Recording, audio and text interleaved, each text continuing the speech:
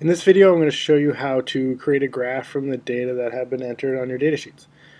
We're not going to customize the graph, we're just going to make it. Customizing the graph will be in another video. So the way I'm going to make this graph, as you can see, I've got a column for date, got a column for regression totals for the day, so that's what I want to make a graph of. So I'm going to go up here, I'm going to click on B.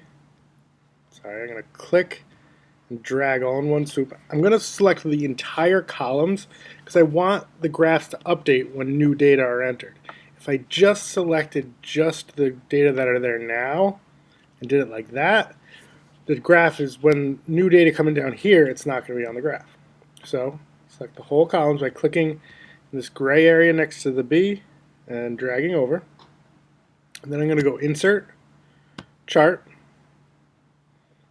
Then I see a graph or chart. I don't like that. I want a line chart, so I'm going to call it a line chart. And I'm going to say Insert. Now I have a graph. Those are the data that I put in there. I'm actually doing one more thing.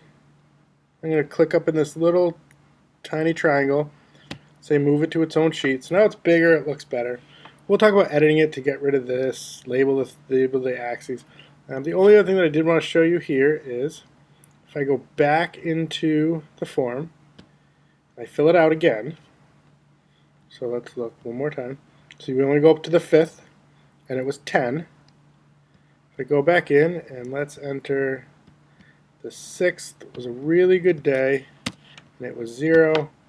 I hit submit, so it says thank you, good job. I go up here, I click, now you can see it updated the graph. I submit another response on the 7th, and this one went way up to 14. Now when I go back into the graph, you can see it's been updated there. So it's not a perfect graph. It can't do everything you want, but it's live updating and you can see it right away.